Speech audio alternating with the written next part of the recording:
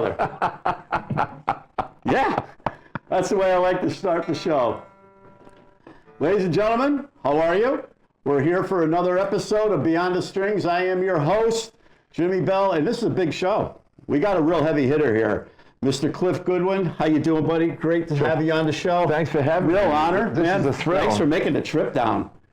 You got any snow up there? From Worcester. No, it's all gone. Is it? Yeah. All right, good. Yeah, but usually we do get nailed. Yeah. I play up in Worcester. There's a club up there. I like playing there. Where do you play? Oh my God, he's going to get so mad if I don't have it right. There's Rascals. Oh, really? Oh, yeah. I play up there with yeah. the Deep Purple I band. know the guy that owns the place. Yeah, he's a great guy. Frank. He's really into Poison. Yeah, he sings with a Not Poison. the substance, but the... No, he sings for a Poison band. tribute. Yeah. He's a wicked great guy. His wife is fantastic. Yeah, nice guy. So, listen, you have an amazing history. And I mean, you've played with some major people. And I know probably most of the interviews you do, everybody, will run down the list, Joe Cocker obviously being one of the real big ones. You've done Robert Palmer. We'll get into all that. But as a guitar player, I want to know, and, we're kind of in the same era almost, grew up in the same kind of close. We're close. Influences and everything. I've got you by a six-pack. Well, yeah, a little bit. I really do. Literally and figuratively, perhaps. Who knows? Well, here's the thing. Let me ask you something. You got into music. Were your parents musicians? My father actually was a musician, played sax and piano, but more than that, I really don't know. Right. Because I never met him till I was like 16, and he was more of a, oh, your father did that kind of thing. Oh, really? Yeah. Well, that's an interesting story. Yeah. But he, they said he played piano and saxophone. Kind of, I think, to put himself through college. Okay. So, I guess what got you into music? I mean, when did you fall in love? You know the answer. Yeah, we already talked about it. Well, no, what got me into music was, in essence, there was an interest. But until you see the Beatles, then it's like, oh, February '64, everything changed. Yeah, I remember being there, sitting right in the living room and watching Ed Sullivan and seeing, like, a lot of times people say, oh, I saw the Beatles, on Ed Sullivan. I said, yeah, you might have seen a rerun or later. I said, I saw the original Beatles on the Ed Sullivan show when they first aired. Right, but you were. Can we say how old you were? Yeah, I think I was 5. Right. I was 11. Yeah. Almost 10. I was 10 going on 11. So use your imagination. Yeah. Everything is starting to rumble, and then you see them. And it's like, wow. But now, put things in order. To see them on TV is, you say, I want to do that. But shortly thereafter, well, what the stat is, right, on February, the Beatles, I think it was on February 9th. Just for sake of argument, we'll say February 9th. I'm sure someone knows the exact date. It's either the 8th or the 9th. But on February 7th, there were 5,000 bands in America. On February 10th, there were 25,000. Yeah. Everybody, all you needed to have a band was for 3 or 4 or 5 willing guys with a pulse. Yeah. And so after that, shortly thereafter, you could see a band live. And once me and my other urchin friends saw them live, saw a band live in Worcester, was where I was from, still am, all of a sudden, now I can do this because I'm seeing it live. Seeing it on TV is like, you see the Beatles and that was fantastic, but right after them was Topo Gigio, and I didn't want to be a talking mouse. A talking mouse. That's great. I remember Andy, kiss me goodnight. Right, and then it's Sophie Tucker next week, Oh, yeah. or any one of those Borscht Belt comedians, Myron Cohen and Jackie Vernon and all these guys.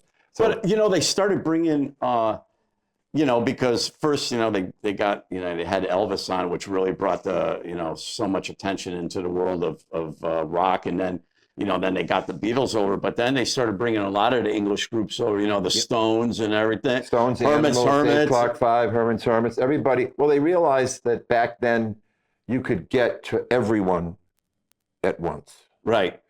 I mean, what was the figure for the Beatles? 70 million Yeah. in 1964? It's insane. It really is. When you think about the fact, too, of them performing at Shea Stadium, and I mean, I was just talking to somebody about this the other day, when not having, they probably used the sound system that they would talk through the, that they talk through for the baseball games. They used that, plus the first bass line and the third bass line were lined with what Vox had, they called the Grenadier, I think, columns. Oh. Speaker columns, which you must have, when you first started playing, did Yes, you ever use vocal mashers, vocal mashers? Oh, they had some of those? Right? They had those, which worked for about 10 feet, Oh. So it was a horrible situation, but it shows you, the recordings of those shows, it shows you how good they were. Yeah. Because everything was against them. Sound, weather, crowd noise. Oh, everything was against them. Girls just scream. I mean, it's just, imagine being, I just can't even imagine being in a band to have that kind of impact on the world when, where you have girls fainting in the aisle. I mean, that's what happened when the Beatles came out. I mean, it was like a whole new, something all of a sudden happened. I don't know if we can say this. Is this a family show? It kind of is, but because there's a story about that. Strangely enough, I think B.J. Wilson told me, or one of the guys who was eventually in Spooky Tooth, that they played. I think the Who or somebody played the night after the Beatles played the Hammersmith Odeon, and the place smelled like. Oh, piss. really? It smelled like piss. Oh, wow. Because the girls were so excited, they just let go where they were. Oh, wow. Or there could have been another thing. They let go where they were because they didn't want to lose their spot. They might have been, they said, we're not moving from here or something too. Okay. Means to an end. Same thing. But it was kind of like, whoa, Wow. Yeah. That's, to your point, incredible impact. Yeah. Yeah. Who is, let me ask you about your influences. So how old were you first started playing guitar? Probably about 10 or 11. Oh. So it would have been, because it would have been, I was born in 53, so it would have been like 63 or 64. I mean, just before the Beatles. Yeah. Yeah, I was born in 58, so like I said, we're right there. Yeah. First guitar? First guitar was a Howard guitar, which was ostensibly untunable, but it didn't matter because it met a, shall we say, a Townsend-esque end. Yeah. At the time, I didn't know that, but it did. But the first guitar that really I could play and was okay was a Kappa Continental, which was looked like a Strat, but it certainly wasn't. Right. But that guitar was functional. Is functional. And then from there, I went to a 335. I love 335s. Yeah. I had a lefty. We were talking earlier about guitars you regret. I had a lefty 335, and then I let it go. I've done so many stupid things with guitars. Well, we all did back then for sure. My original 335 was stolen in Boston in front of Immediate Studios. Intermediate. Was it Immediate? Anyways, we were on Newbury Street. Eventually became the Cars place. Yeah. But I was violated. I had never known that could happen, and it did. Yeah, and that was like a 66 335. That's pretty. That guitar would be worth something. I know what you're saying. I something is mine. I had somebody steal a front license plate off my car because they were going around doing that, and putting them on other cars that were stolen that were like the car I had, and there was just something about somebody stealing something that I just went like, I went, wow, that's just like really, but Yeah, the innocence of being brought up in Worcester, Mass. I think and I'm proud of it in a way, but that I had that innocence, but I felt really, really violated. And then shortly thereafter, as we all did, we all had other guitars that were yeah, where I had a beautiful 71 Tele Custom because Keith played one of yeah, them, and I let that go too.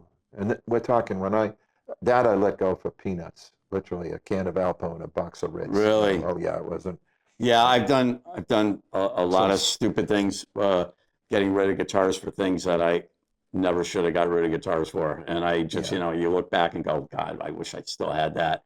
Yeah, What was your first amp? What was, I mean, like a real amp that you were, Sears Silvertone Twin 12. love man. it. Oh yeah, Love it. absolutely. As a matter of fact, I know I sold it to someone, and about 30 years later, that guy found me and wanted to sell it back to me for an exorbitant amount of money. And I knew it was mine because, strangely enough, well, none of these amps have, those amps had what they call a jewel light. Yeah.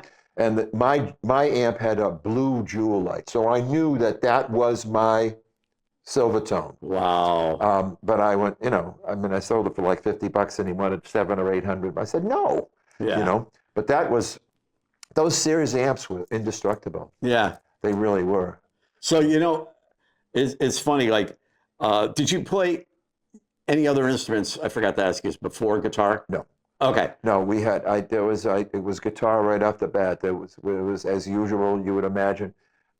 It was an acoustic guitar that was owned by my aunt that was up in the attic, never touched for years.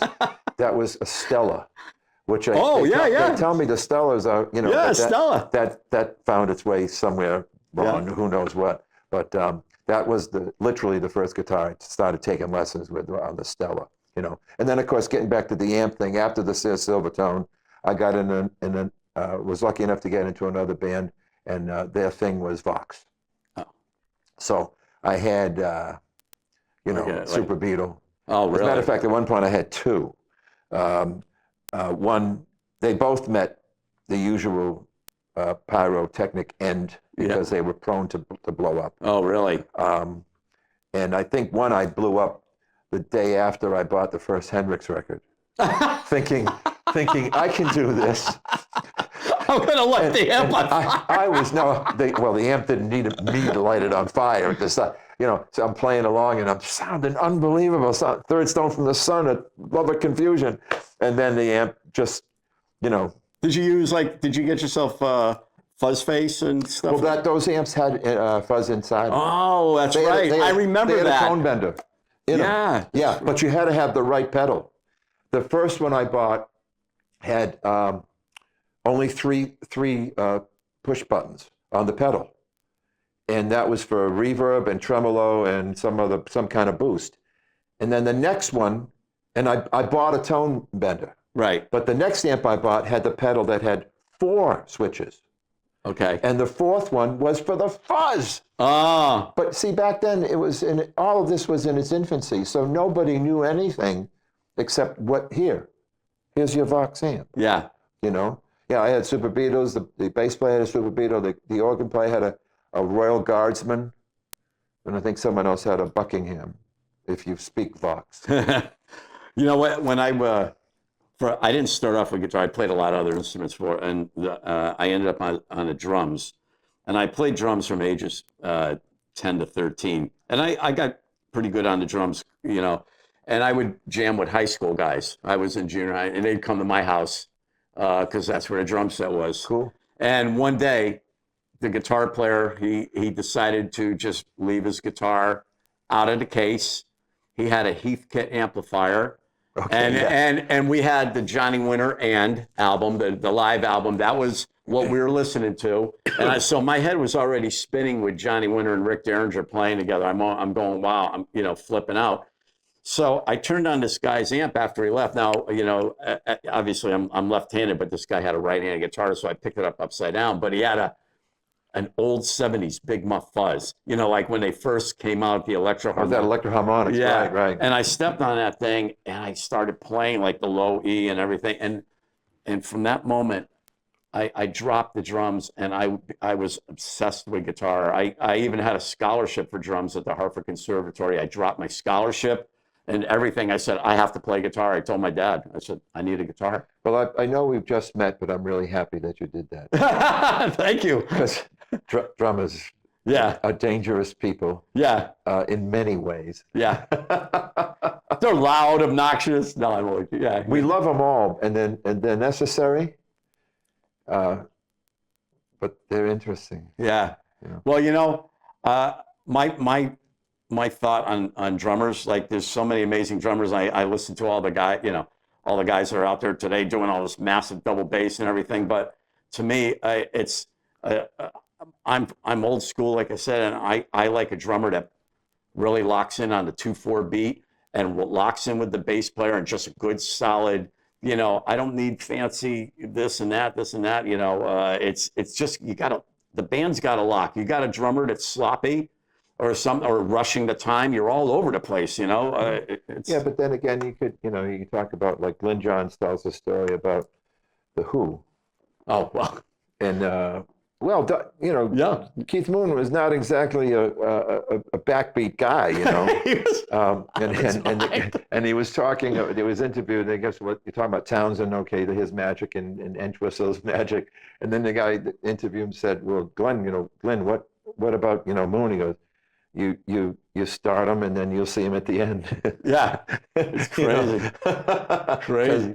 So, again, there's that. I think what you're talking about, and I agree with you 100%, is the chemistry.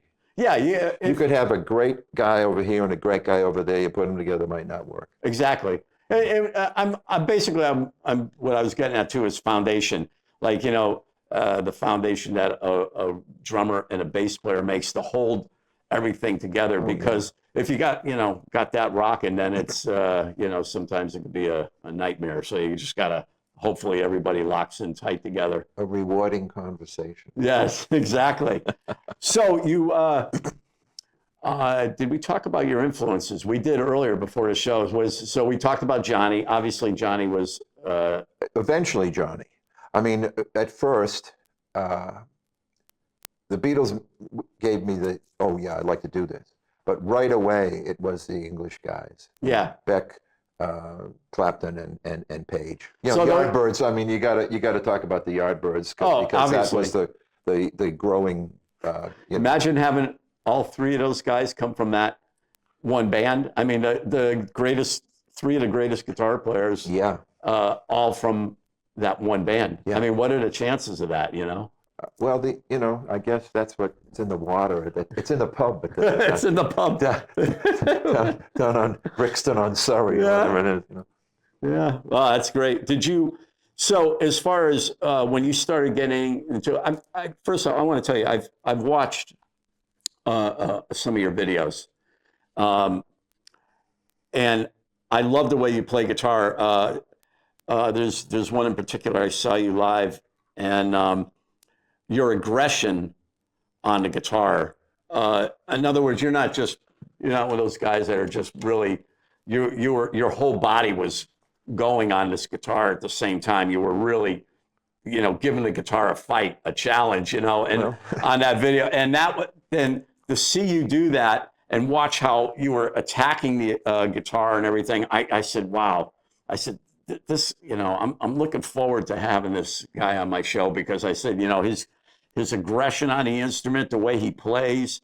I think that comes out in a lot of us. Like a lot of us are, I'm a real passive person. I'm very calm. I'm never, not a fighting guy or anything, but I think a lot of anger and whatever you have built up inside you, we have a different release form. Like I know that when I play guitar, it's like I'm going for the juggler. It's kind of like, and I like to think of it like that. It's like I get everything out through this. Well, I think I'm happy you think that way because I think that's what I was shooting for. Yeah, you were shooting. But so my point was, your early lead guys, those were your pretty much like when you first. Clapton with Mayall. And with I remember buying the first might have been the first Yardbirds record. It was half Beck and half Clapton, right? Yeah. The one with the For Your Love on it.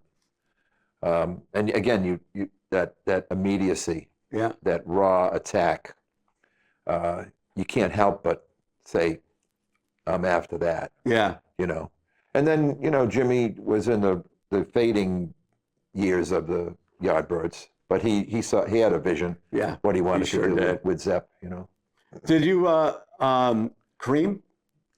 Yeah, I mean, Cream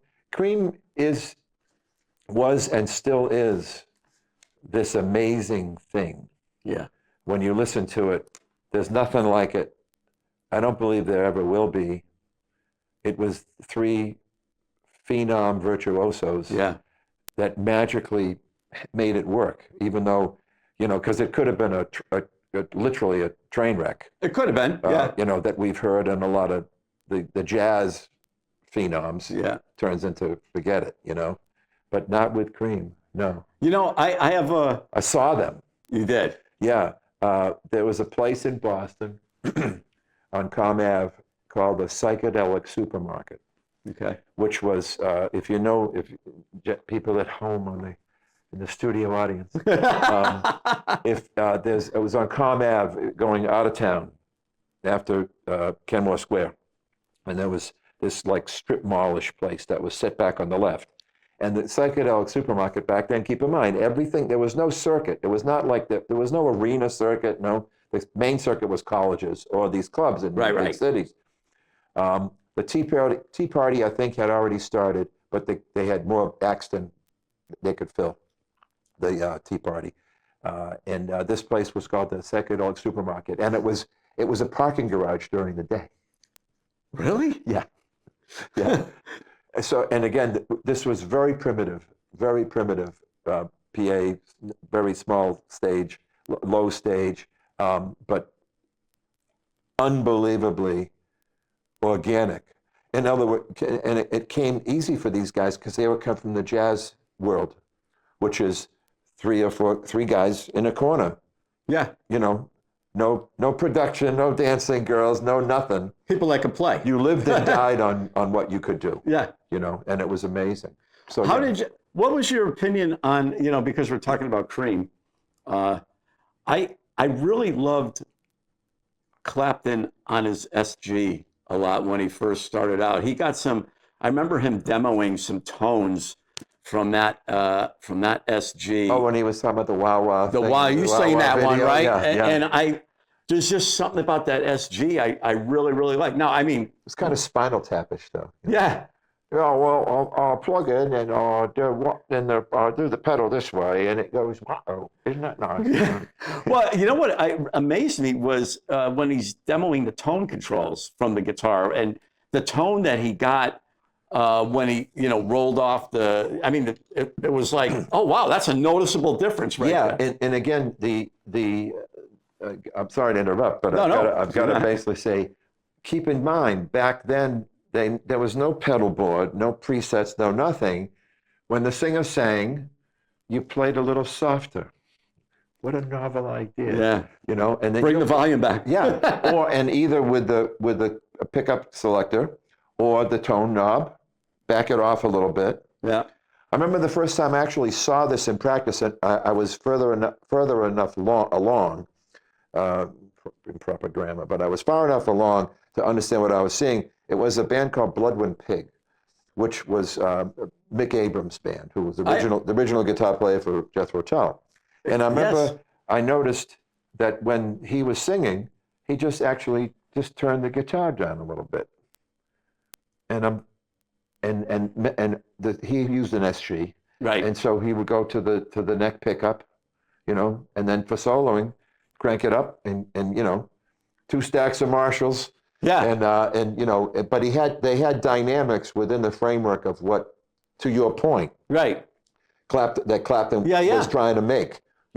Let's just get a little bit subtle for this part of the song rather than balls to the walls all the time. Yeah, exactly. Yeah. So it was, again, it demonstrated, oh, but when you see it live, then it really hits home. Yeah, and hear it. You could actually hear, You can hear it, yeah. I mean, nowadays, See it and hear it at the same time. nowadays it's like with everything that's going on, it's like you can't even tell if your volume's down or it's with a lot of the stuff, it's, You mean what's on the radio today? yeah, it's like I prefer not to. yeah.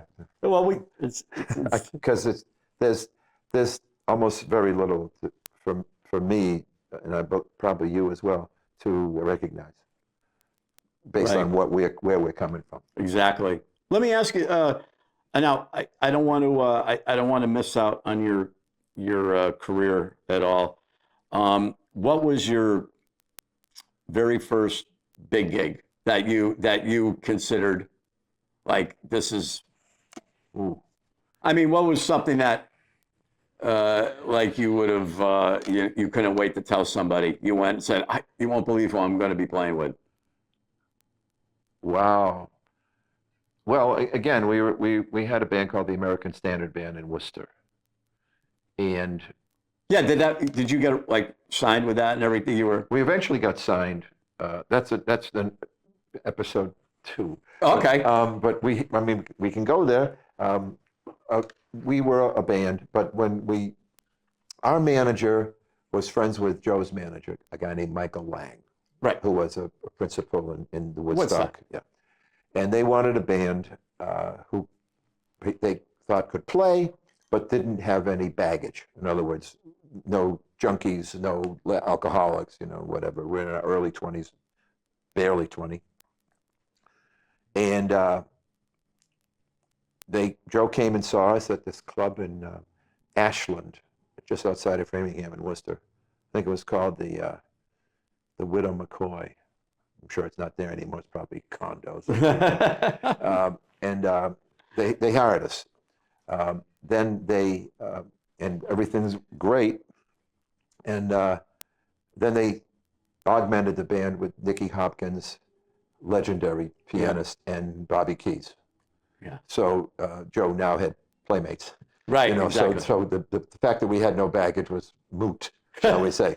So the reason, what I'm getting to is right away, the aggregate of us seeing this in rehearsals, and the first tour was a tour of Australia.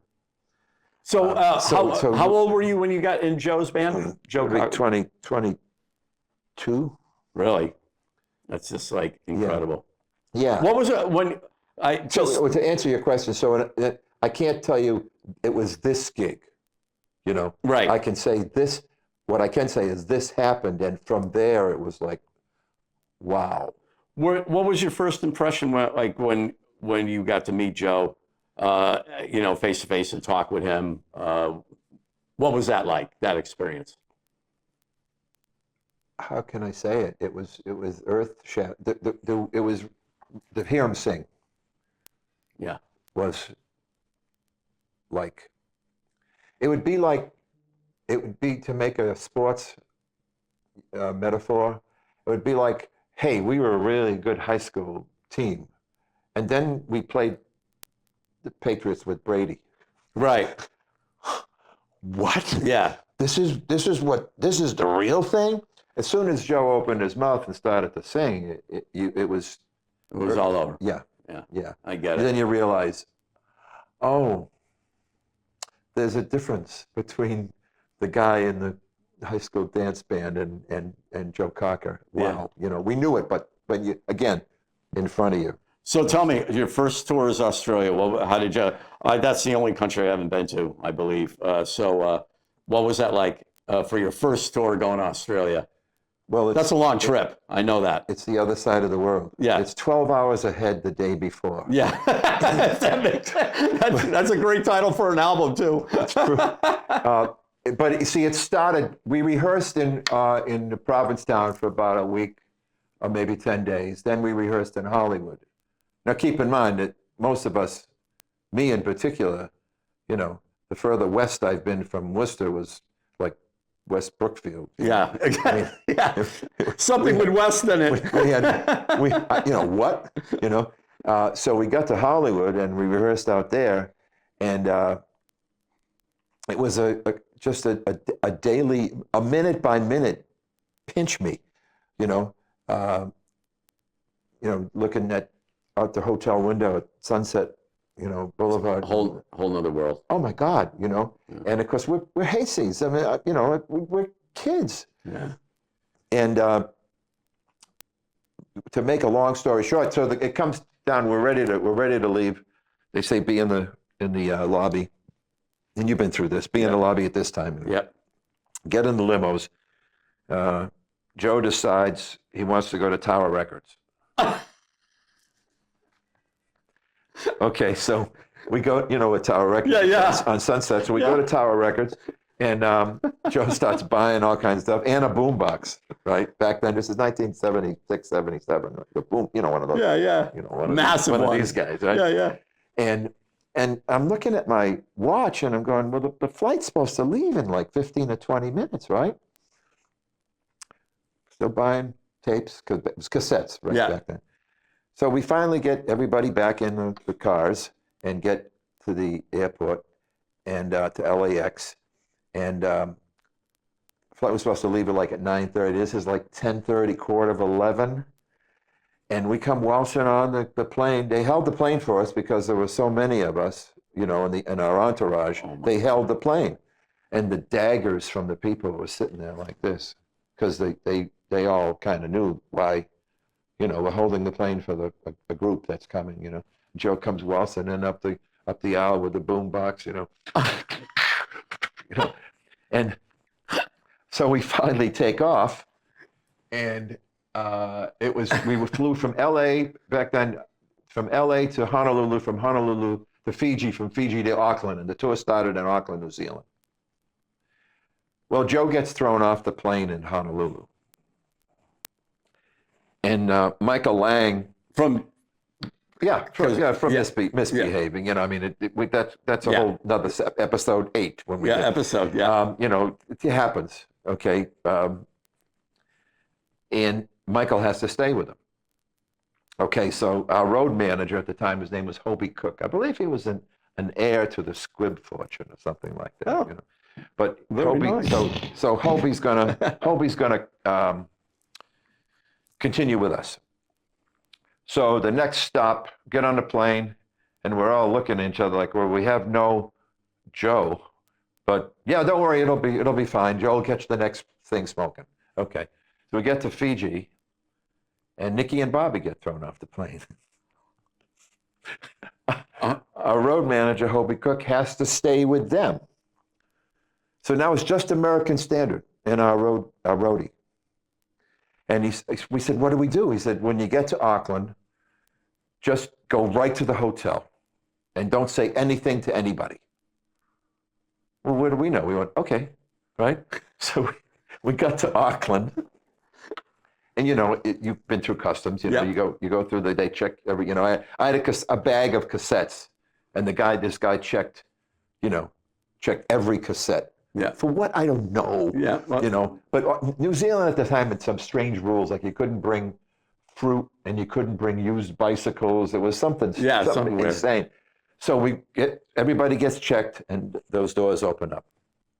The doors open up, and it's like we're under the most intense CIA interrogation. Every light in the world goes on. And everybody on the other side is screaming, "Where's Joe? Where's Joe coming? What happened to Joe? Where's Nicky? Where's Bobby? And we're just like this. All right? All of us. To say that we're deer in the headlights is an understatement. So they somehow get us into, while people are still screaming at, "Where's Joe? Where's Joe?" And they get us into the limos and get us to the hotel. And back then, I remember vividly, the first thing was, we didn't know anything. So I didn't know enough to shut my phone off. And literally every 5 minutes, the phone would ring from someone from a TV channel or a radio station or a newspaper in Auckland. "Where's Joe? Where's Cliff? We understand you playing with Joe."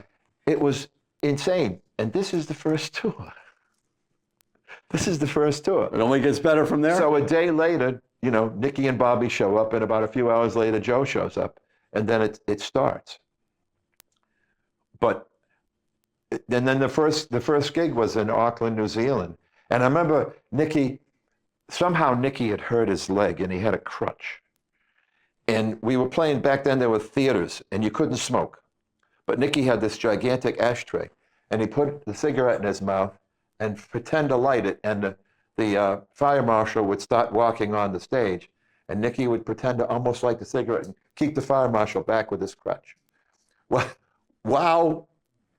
During the show. Are you kidding? No, because the way we set up is I was right next to Nicky. It was Nicky, me, drums, and Joe in the center, then bass, and then the girls, and then the other keyboard. This is how it started, Jimmy. Oh my This is God. how it started. You know, and I could keep going, but you asked, so. No, I just see that I needed a story like that. I mean, that's like something like that is just incredible because I mean, you have probably a million crazy stories about, you know, gigs with Joe and everything, but that's a great one. I mean, especially for your first gig. I mean, you couldn't have asked for anything crazier to happen. We're on the other side of the world. This is before cell phones, 76, 77. Yeah. This is before cell phones. No one, you know, you couldn't tell you were in your own part of the world, Right. you know. So tell me, after Joe, who did you go to work with after that? Actually, I was with Joe for like a dozen years almost. So after that, I came back to the area and started working with, you know, I connected with the Chicago All-Stars with David Foster, Lefty Foster, and a number of bands. I mean, I'm like a hired gun, you know, even to this day, the phone rings. I've learned to not say yes before I ask where, because I do that. well, for many years it was yes, and then Jakarta, you know, no, you know, but you just said yes, you know. So I learned to temper it. But I'm older now, so you know, I'm. Yeah, we can be selective of what we want to do and stuff. You know, Sure. Oh yeah. I do that too. If I get you know, even right now, like a lot of times I get asked to play on, you know, tracks for people, you know, record tracks, and you know, I do a lot of different styles of playing, but you know, sometimes someone will throw something at me that I'm just, you know, it's just not me. You know, like a death metal track or something. I've never even when I'm playing like. Yeah, I see you've only got 6 strings. Yeah. It's like I don't have the low. What does that low thing do? I tried a 7-string one time and I couldn't even play the thing. I kept thinking the low B was an E. I was going like, what the heck's going on? No, it's Okay, foreign. 6 to 6. No, it's too foreign. And then they got ones with the 8-string with a high C. I'm going like, oh man, go, get that away from me. Yeah. So I mean, you know, to answer your question, you know, we're talking about from starting playing in 1965. It's now, you know, 2025, 2026. That's a lot of years. Yeah. You know. Let me ask you. You played with another one of my favorites, Robert Palmer. I really always liked him. The Robert Palmer story. I just played on one of his albums. Well, I that's still a great thing. I didn't tour with him. We were down in Compass Point in Nassau doing an American Standard album because we eventually, through the Joe connection, we got signed to Island Records. Okay. And Compass Point was owned by Chris Blackwell. Yep. You know, which is Island, essentially. Absolutely. And Robert lived across the street from the Compass Point studios in Nassau. And one morning I'm lying in bed and I get woken up by this guy shaking me saying, Robert, Robert, Robert.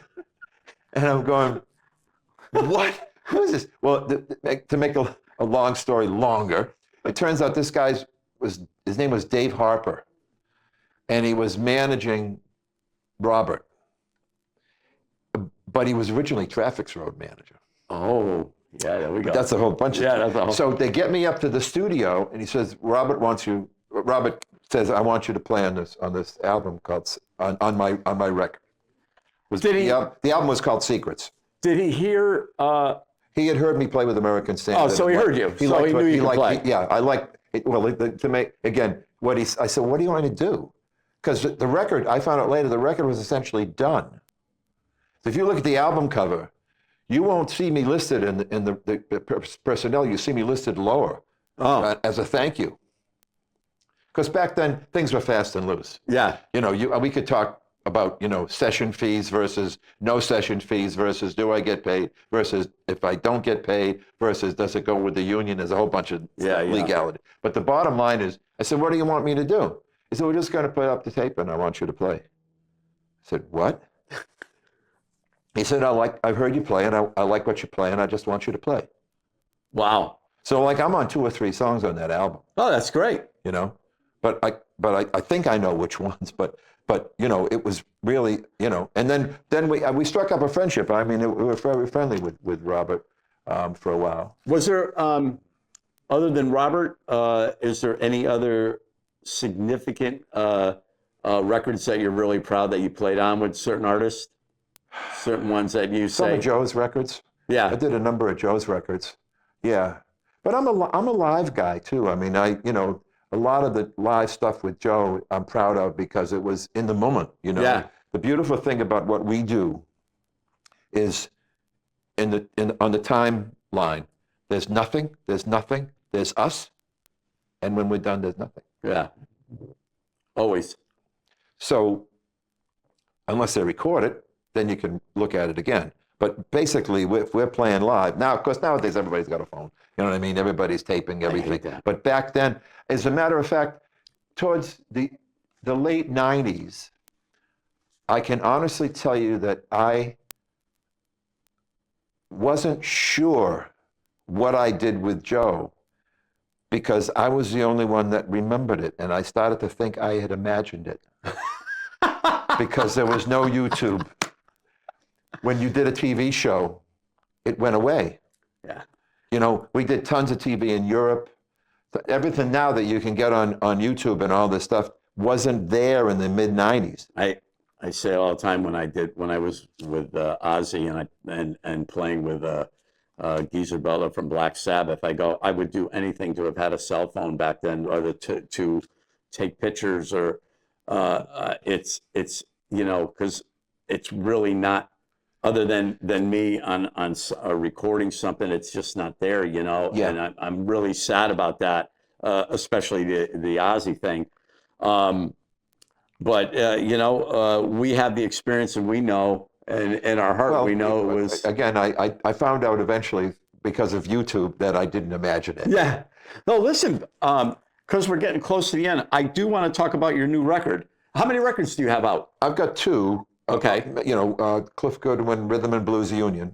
Okay. This is the second one. We did it at Abbey Road. Okay. Yeah. So a couple of years ago. I want to grab this because this is the album, and I hope I don't knock everything over because I probably will. Oh, there goes my microphone. Okay, very yeah. good. Sorry. Okay. As long as that didn't make a huge We're noise. technical guys. So this is the brand new album. Where am I showing this? Right here? No, right here. Camera 2. There's the back cover. Now tell me, Abbey Road. I got to know, what was that like recording in Abbey Road? I mean, that you're talking about history right there. Well, I've had the absolute luck and privilege to record in a lot of great studios in the world. Right. Compass Point. Yep. Criteria in Yep. Miami. Yep. Sunset Sound. Yeah. Air Studios in London, to name just a few. You know, the Hit Factory. You know, Power Station. You ever do Record Plant? No, I don't. Well, I don't know. New York City was. I always wanted combat pay when I got to New York City. Danger money. Yeah. But the Power Station, which Yep. down on West 50, Yep. 48, something like that, 50, whatever. We did this not only in Abbey Road, but we did it in Studio 2. So I mean, Now, when you let me just now hold on a second because I gotta get this story out because it's pretty cool. We're in Studio 2, which is the one where the stairway goes up to the control room. Yeah. Where they did so much stuff. Them. We're setting up. And we had just finished doing a project in Sunset Sound, which I wasn't really happy with at all because the LA recording people do something different. They want to isolate. Yeah. So I said to the engineer, because I'm like here, and about 15, 20 feet away is a drummer. And he just set up like one baffle. Yeah. And I said, Chris, are you worried about leakage? Leakage, yeah. And I'm thinking, I hope the answer is correct, because I just had kind of a funny experience in Sunset Sound. Great studio, by the way, but their methods were different than what I wanted. And he looks at me and said, leakage? Am I concerned about leakage? I said, yeah. He said, why the fuck would I? Right? And I went, this is the best answer in the world. Yeah. And then he keeps setting up, and he comes over and eventually nudges me. He goes, Cliff, it was good enough for I Feel Fine, wasn't it? and I'm going, oh my God. It was the best sounding studio. Just the room. Yeah. It sounded so unbelievable, it made you play to an exponent better. Did you like most studios are like playing into a sock. It must though just the fact that walking into that studio though must have gave you. You cannot get the Lennon off your shoulder. Yeah, I mean that must have the whole vibe of just walking in there just meant was. I recorded at this place called Les Studio in Morin Heights, Canada. It was a place where the Police recorded, Richie Blackmore, all these guys. And I remember recording there, and the guy said, sit in this chair right here. He said, this is where Richie Blackmore sat when he recorded this. And I'm going like, I went and sat down and went, oh my God, please send the vibe right through my hand. Yeah, the vibe was amazing. I mean, but the room sounded, and you've been in a lot of recording studios, and most of them are very dead. Like this one, this is kind of dead. That room had life. Yeah. It really did. Now there's 3 studios in Abbey Road. There's one which is where they do the Star Wars orchestra, 100-piece orchestra, and then 2, which is where we were, and then 3, which is a little smaller and more modern. But yeah, Mitch Shakur, the pianist that we brought over, played piano on a few tracks on the Mrs. Mills piano, which is where McCartney played Lady Madonna and Martha My Dear. You know what I mean? There's like McCartney DNA on the keys. It never leaves Studio 2. Obviously, they must have modernized it, right? Went digital. Oh, totally modernized. Yeah. But one thing they did do was, you see, it's the one thing that set Abbey Road apart from everywhere else we've been is it's not only a great studio, at the highest level, it's a shrine. Yes. There's a hallway where you can go and take pictures of all the machines they used. Like you can take a picture of the machine they did Sgt. Pepper on. Really? Oh yeah. They didn't throw anything away. Oh my God. Yeah. Yeah. Oh my God. Yeah. I mean, if you saw pictures of us in there, you'd still see the parquet floor. Nothing changed. The room is the same. Did you go on the roof? No, that's not Abbey Road. Oh, okay. The roof is Apple. Apple. That's right. Apple Studio. Whole different baby.